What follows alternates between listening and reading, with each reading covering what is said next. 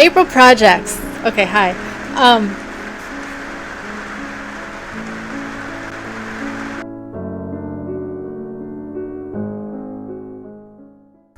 Hi, everybody. Welcome to the show. Today is episode 69, and we'll be planning April projects today. I'm a little, I just spoke with a police officer for like the first time in my entire life, and I'm almost 45, and I'm like, ugh, why did I talk to a police officer? Do you want to know why? It's because of the neighbors that I don't like to talk about with their dogs that are free roaming. Things have been getting just progressively worse with these dogs. And like I said, I love those dogs. I don't fault the dogs at all. For their dogs, it all depends on how they're trained. So last night we had a bad thing happen when it was dark out. It was dark out. Not even like it was sunset. It was pitch black out. Cars had their headlights on. We had our dogs out after dinner. And all of a sudden, I think one of the dogs came over to our fence and started barking, at our dogs through the fence, which then makes our dogs go crazy because these dogs are on our property and jumping at the fence. Of course, their dogs are going to go nuts about it. And then a car was coming by. The car had to stop, and maybe the dogs barking made them come out and get their dogs and bring them back. It's like there's no one there supervising who lets their dogs outside at night with no supervision and no lead, no leash, no tie out, nothing. You just open your door and I think you could tell by, if you've watched my videos, we do see quite a lot of cars coming by, and this is only on Wednesday afternoons. I typically only record on Wednesday afternoons. So during the morning hours, we get a lot of cross traffic because our street cuts down between the two main roads in our city. And so if you don't want to take the main roads, you take the side road because it's the first one a block away. So we do get quite a bit of traffic, and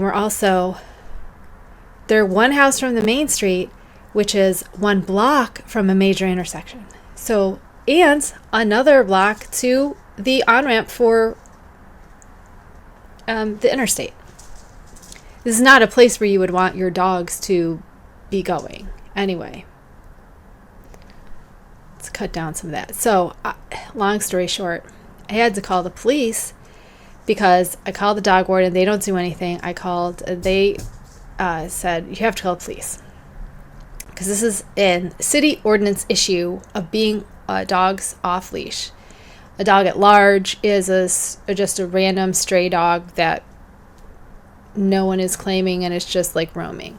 And I'm like, hey, that's not that. I know exactly whose dogs these are, and I know where they live, and they go up and down the street at their leisure and like chase people that are walking their dogs or walking their children.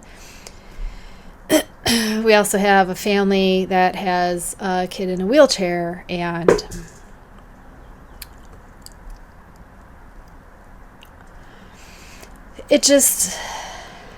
I'm the type of person that if I'm living here, I don't want to stress out any of my neighbors by how I live. You know what I mean? Like our great neighbor over here, Chuck, that I love so much, that never talks to me. I feel so bad because he used to like to do yard work. He got hurt or had to have like knee replacement or something. So he's an older gentleman. He's retired. So he doesn't do this so much anymore, but he used to be out in his yard all the time and like cleaning up. And so now he mostly pays people to do it. But every time he'd be out and we had to let the dogs out, the dogs would go run up to wherever he was because we share that fence. And he would immediately turn around and walk into his house, still dogs on the side. I'm like, oh, that's the wrong thing to do. Because that's just reinforcing, that if I bark at you, you will go away, which is their goal. So I very much try to keep the dogs inside when he is outside, just because I don't want to, he has every right to enjoy his his space, and I don't want to anything that I'm doing to make him enjoying his space any less enjoyable. But apparently not everyone feels that way when you let your dogs, run all around the street and bother everybody. So anyway, TLDR, I had to talk to a cop, and I did not like it. He was very nice, and he told me exactly what I needed to do, but I was just like sweating the whole time. I've never been arrested, or I've never been in trouble with the law. I have a degree in paralegal studies. Maybe that's why they make me nervous. But yeah, he's very nice and told me exactly what to do, and that if I did this, then they could go talk to them and explain to them the leash laws, even if they didn't see anything happening, which was super fun. So I'm hoping we can save those dogs and not have them, get hit by cars or biting a baby walking by, or so. So it's like, if you already know your dogs run rampant and chase people, maybe you should do something. But nothing ever happened, so I was like, we're going to have to do something. Anyway, I'm probably going to cut all that out and just cry about how I had to talk to the police on the phone today. It's still not okay. All right, what do we have? I'm wearing my robe again because it's 50 degrees out and it looks like it's about to rain. So I'm not actually wearing anything nice. We have some whips. We have some squishy mail that is not squishy, but it's squishy related. And then we're going to talk about what we've got planned for April. And April is our last... where's my... Oh. Is it right here? It's right here. April is our last spring... because then May, June, July is summer for me. So I also have something very, very hilarious when we get to our projects for next month, which I think you'll really like. Okay, so let's start with whips.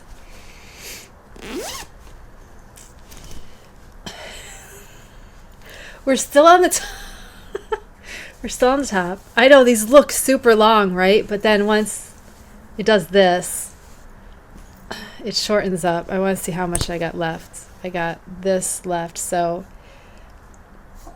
I'll be done pretty soon, actually.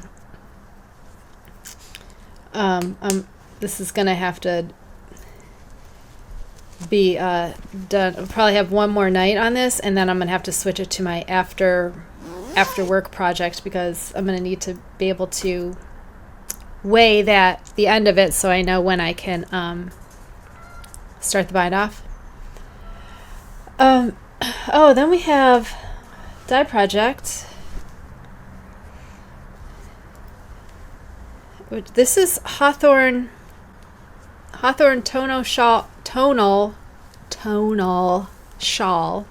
It just got really dark here, didn't it?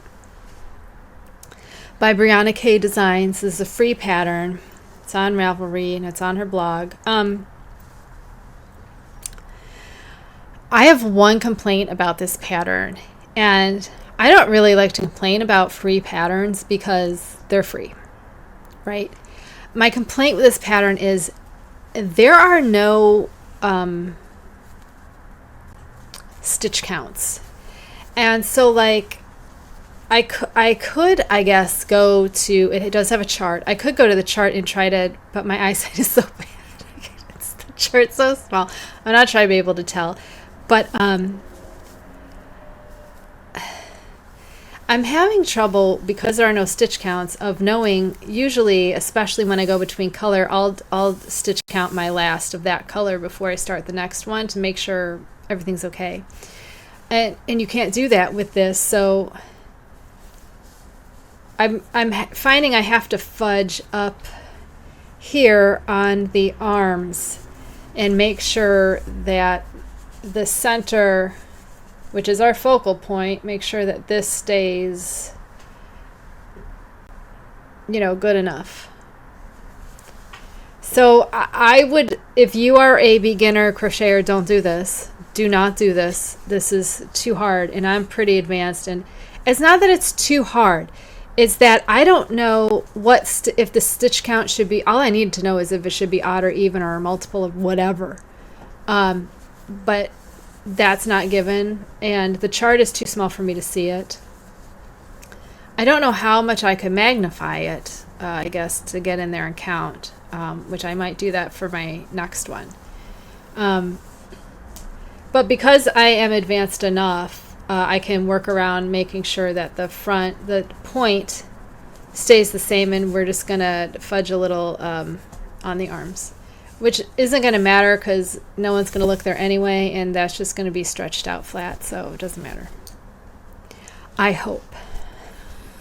Famous last words, right? It doesn't matter.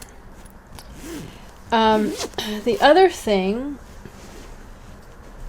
the other whip is, what are we calling this? The Comfort Zone by Espis Trico, which I just took out the one I was wearing and started this. We're not very far. It looks really small, doesn't it? I should probably put it on some bigger needles and try it on and see what's going on. Because I might have to find like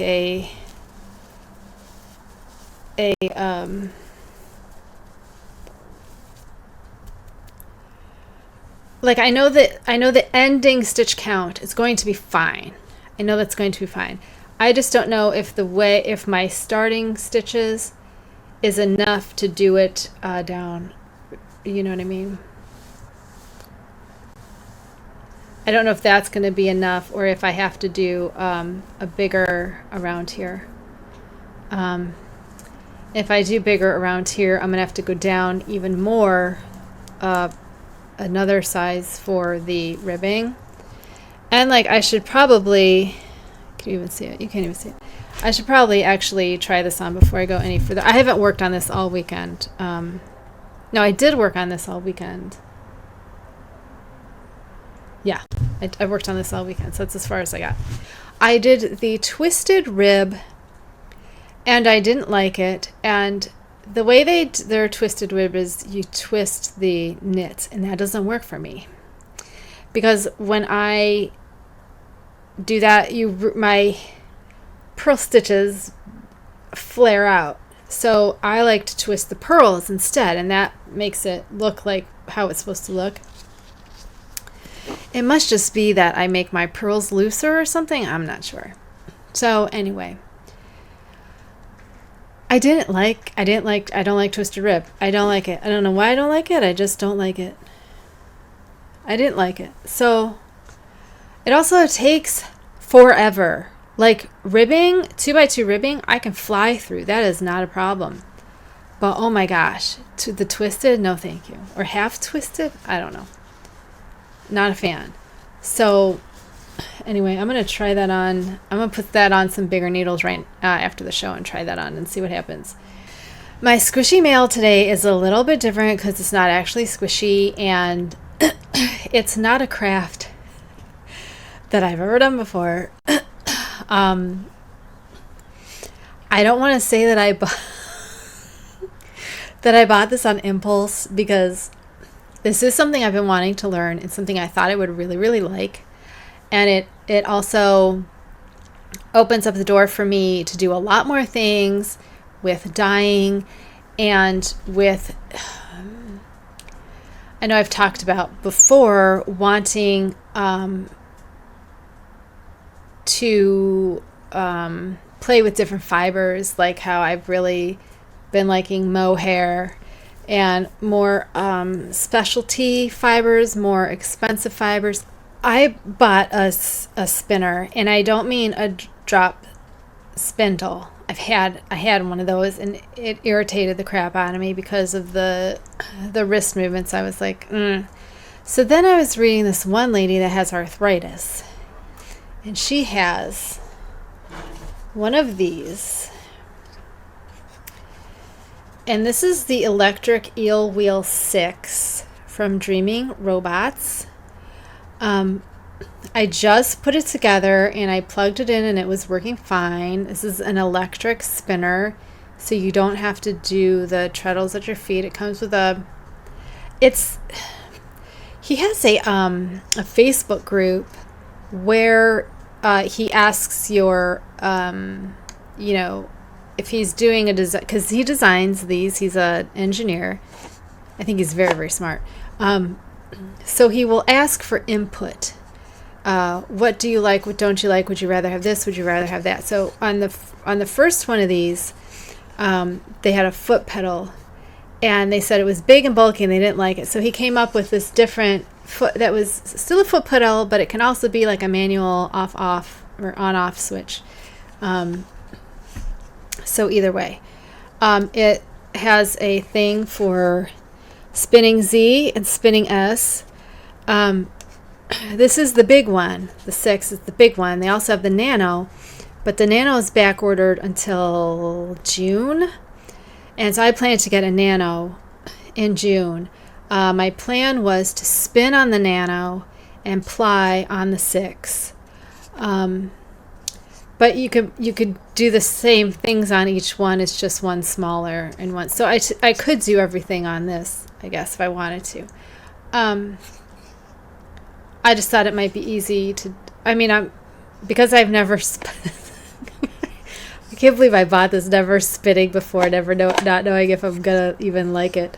But I love the results that I see of spinning, and I've always wanted to make something that I could dye, spin, knit, all myself. And so I got this in the hopes of that when I make a hat, I can get Shetland wool I'd like to get like black Shetland wool if it comes in black, if I can find it just naturally from, black sheep.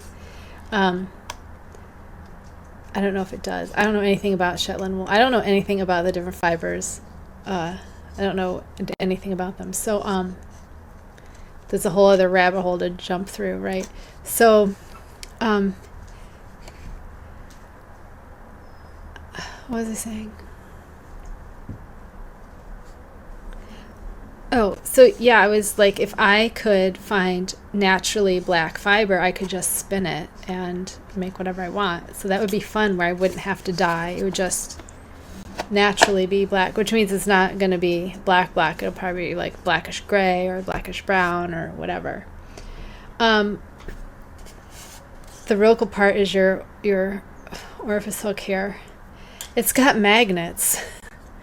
So it just hangs out there the whole time, which I really like. And I turned it on. I put it all together and I turned it on. And it was a lot quieter than I thought it was going to be. Like, I could be on this and in the middle of the night, no one would hear it. Like, it's whisper quiet. I also got the Electric Eel Wheel yarn counter. And this counts yardage. So after I don't think there are batteries in this yet, but after you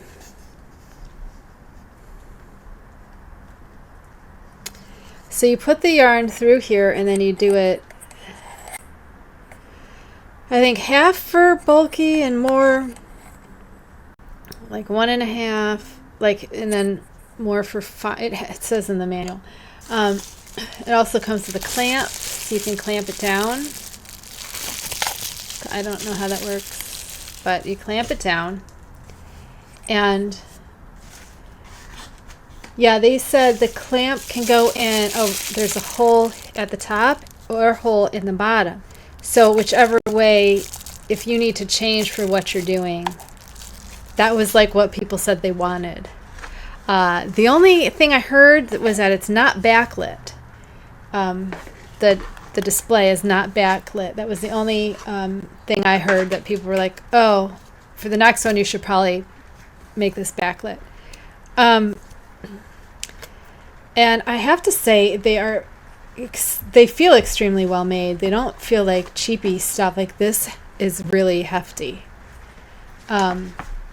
So this is hefty too. And I love they give you this reps per inch, and it is some stiff Plastic, man, it is stiff. It is stiff. They give you a cup of those in the spinner, and then one in there. And even their booklets are like, look at this paper. Like, even the paper is like cardstock. Like, I've never been so pressed with a manual before. Like, oh my God. Like, this isn't going to get crinkled up. It's like sturdy, and I love it. So I wanted this not only for spinning, I also wanted to see,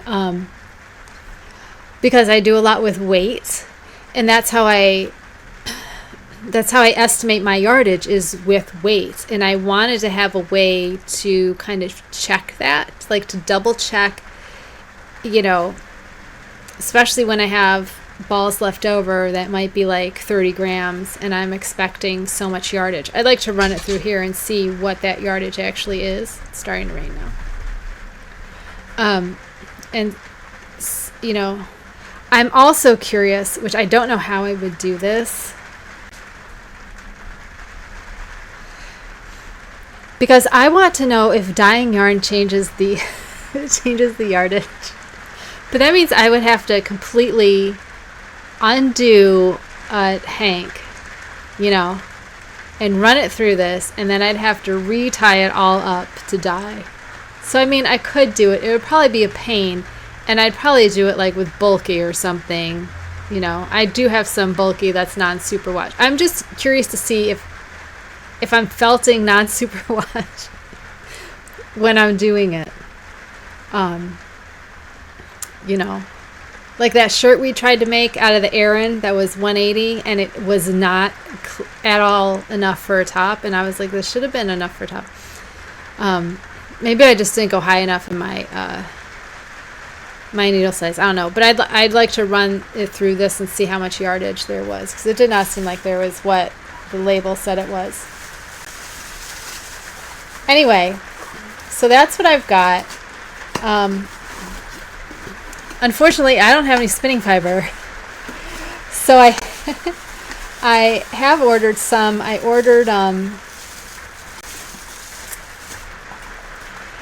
ordered from Paradise Fibers. I ordered some merino, superwash merino, and I mean, it was all they had. And I know some people say don't use merino as your first one, and I'm like, okay. And then I did not know that Knitpicks has wool of the Andes roving available, so I bought some of that colored, of course. I want to do that before I start dyeing my own, but the Peruvian Highland is probably going to be grippy enough for me to, and I'm already quite familiar with working with the Peruvian Highland wool as a yarn, so I'm hoping that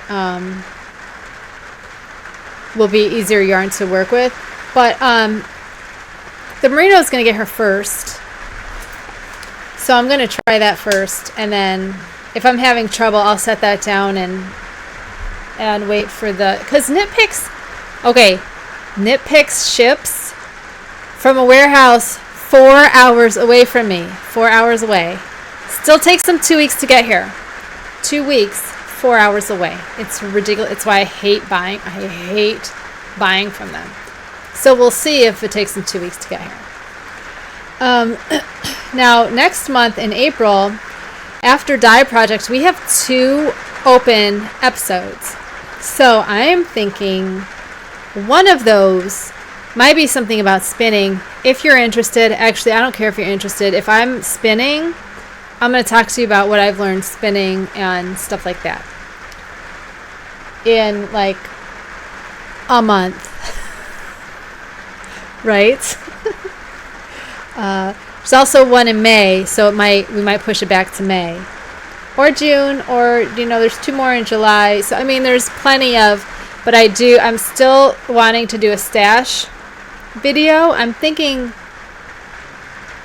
I might just record part of that in the room and have my regular thing out here. I don't know what I'm doing. I still do want to take you through my stash, but I have a feeling if I do that, I'm going to want to start throwing stuff away or packing stuff up to be donated. Because that's what I do when I get on kicks of that. I go, oh my God, why do I have so much? And then I'll be like, oh, I hate that. I hate that. Why do I still have that? I hate it. Especially with my new wardrobe plan. So I'm just going to ignore the rain and hope you can hear me anyway. It's really loud.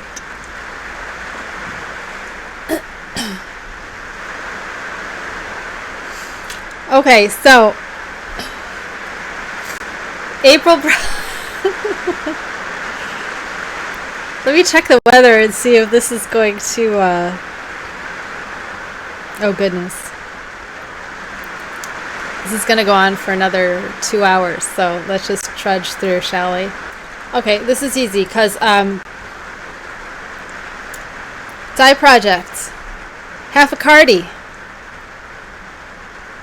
Half a Cardi. We're going to dye this on some DK. I'm going to dye it black.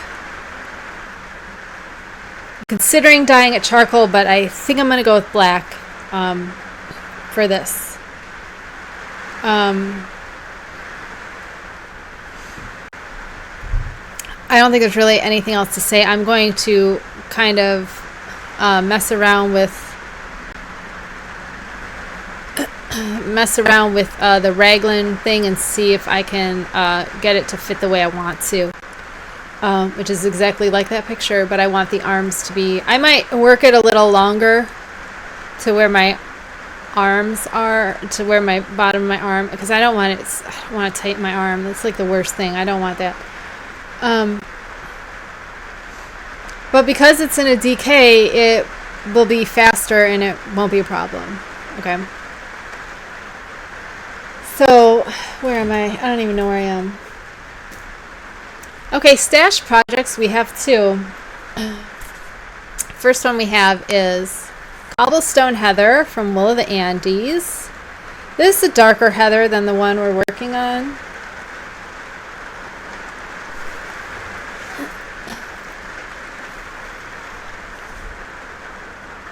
Oh my God, it makes it look like there's not that big of a difference, but there really, really is. This is so much lighter than it looks.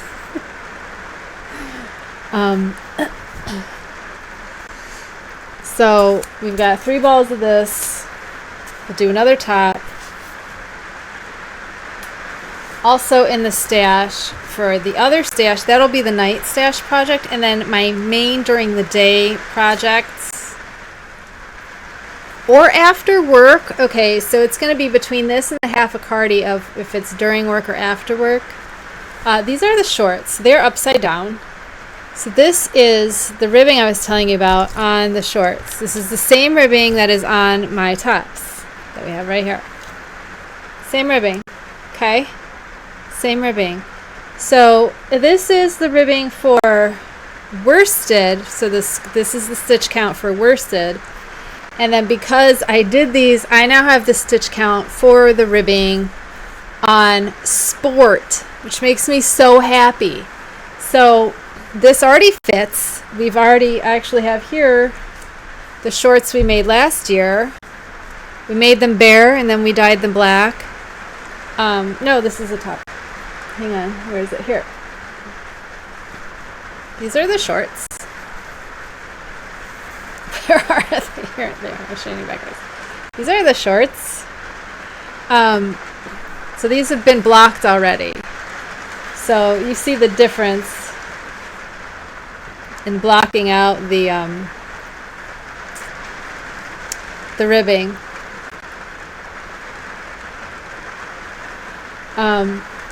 So I have this number that will give me the sport tops. My problem with the shorts came, oh my gosh, I'm noticing this takes the ribbon, you can't see, the ribbing detail down the side of the shorts, just like it's taking it down the side of the comfort zone. That's weird. Anyway, I did make these shorts. My problems with the shorts were all in the crotch area. I did not have enough coverage on my butt, and the legs were too big. So that's where I needed some help with. So we've started them again. These are where my pineapple stitch markers, so I've been looking all over for these guys. I wonder where I got those. I should get some more because I absolutely love them. So we're pretty much, I don't know where we are in this. I'll have to figure it out. I'm sure I have it marked. So this is going to be our stash project during the day. So I guess we could call this our main project. And then the Cardi, half a Cardi will be our dye project. But this is technically a stash project. And then when we get that one done, then we can fix the other shorts. Whatever we have to do with these other shorts to get them to fit. Which is why I didn't frog these, because I want to be able to try these on while I'm knitting that section and go, okay, what do I have to do for the legs to make them fit? What do I have to do with the butt? Like I said, I think I know the butt short row. I think we're just going to do like another set of short rows to give me that under the other half of that round. Right? Because you need the round for the top bubble and then a round for the under bubble, right? Because it's like a whole... Anyway. So, yes, that's why I did not frog these. And then when I know how far I have to go back to make the changes, I can, just frog back to where we need to be and then redo that, which should not take long at all. So that will probably be a little side project for things. I'm going to show you. These are... I don't know how to say it. Majas. Mame Lucker. Mama Lucker. They look like this. They are adorable. They're so cute. And when I saw that fold over, I was like, oh my god, I know that won't hurt my stomach. I know that won't hurt me, which is why I decided to do this. And from what I remember, the pattern's very, very easy to follow. I had no problem making the first. They just didn't fit me, which I knew was going to happen, because that's what always happens. It never fits me. So that's where we're going for stash. What did I say? Stash. So our stash, we have the shorts and a top. Okay, I have a thought. No. My thought was, what if we did a sport weight top that we haven't done yet, because now we have the math that we need for the around. But I think a sport top is going to take forever. Like these take me forever, and they're worsted. Like that, I don't think I could put a sport top as my night project and have any hope of getting it done. Like I just don't think I would get it done. And that's just rounds and rounds and rounds and rounds of knit 2, purl 2. Which is not hard, it's just those, like that stuff is great when I'm having a high pain day and I can't focus on anything. Then you just knit, because you don't have to pay attention to anything. You just keep knitting. Just keep knitting. That's all. Just keep knitting. So that's when I love those projects. Okay, so our last project, and you guys, this pattern is available on Ravelry for $4.99 US dollars. I cannot even tell you how long I've had this pattern because I had it before I joined Ravelry. I got it on Etsy. Like,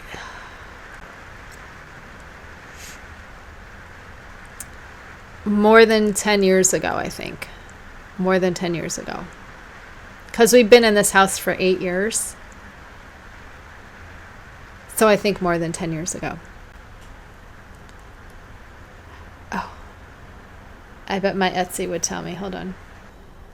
Oh, here it is. Oh my God, are you ready for this? I purchased this on February 7th, 2012. It's 10 years. 10 years. Same price. 2012.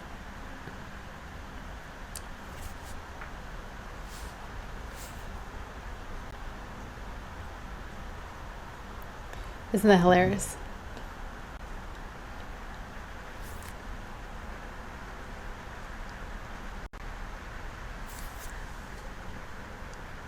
Oh, you can't see it. Oh my God, that's hilarious. 10 years. That's so funny.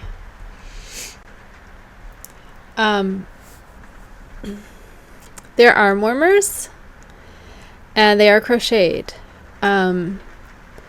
And there are some things I like about this and some things I don't. For one thing, that button band is decorative. I won't be doing that. I also will not be doing them in the round. I'm going to go back and forth at the inside wrist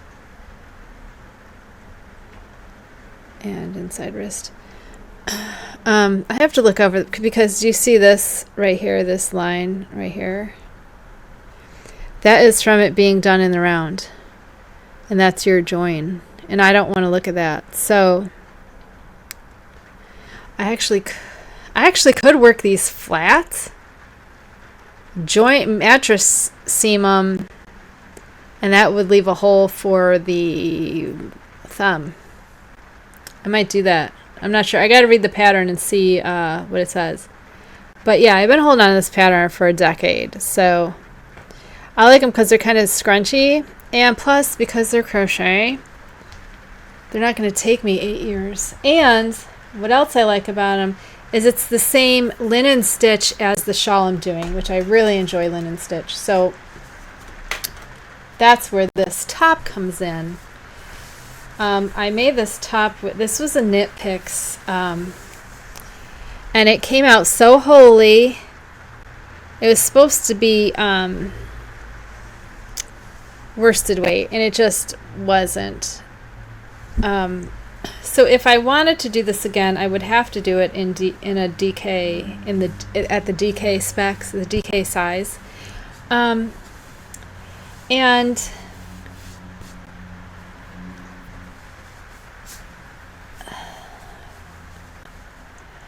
I'm kind of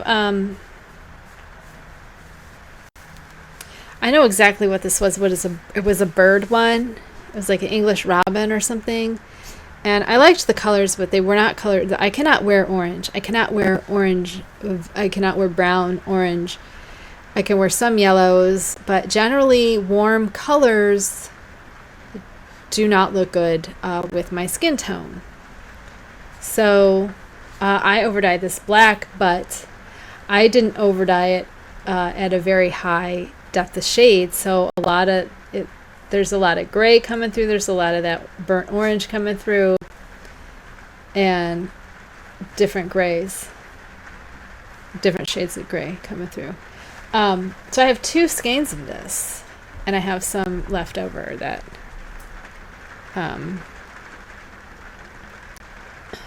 didn't because I made this to spec of the but it's so, do you see this? Like, oh my God, no, that's not happening.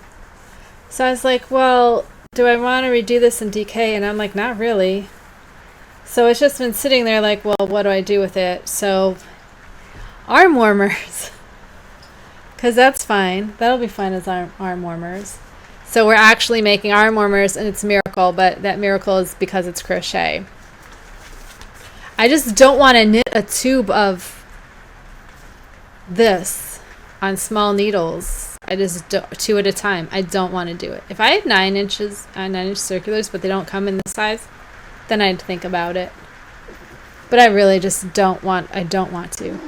And those, I want something that's more like scrunchable, like scrunchy. I don't want them tight. I want them with some looseness. Like how you used to wear your socks. You just sag your socks down. Do you know what I mean? Like in the 80s, you had those fluffy socks. You just bunched them down. I don't know what I'm talking about. I know there's a name, but I can't think of them. But they don't make socks like that anymore either. Okay. Have I talked about everything? I think I gave you the names for everything and everything else. The Fingerless Gloves are Yarn Blossom Boutique. Okay, so next week is March Finished Objects, which means I got a lot of stuff to do. I'm not ready. Like I said last week, I am not at all ready for April. This is ridiculous. This is just the absolute worst. I think I worked off all that anxiety from talking to a police officer.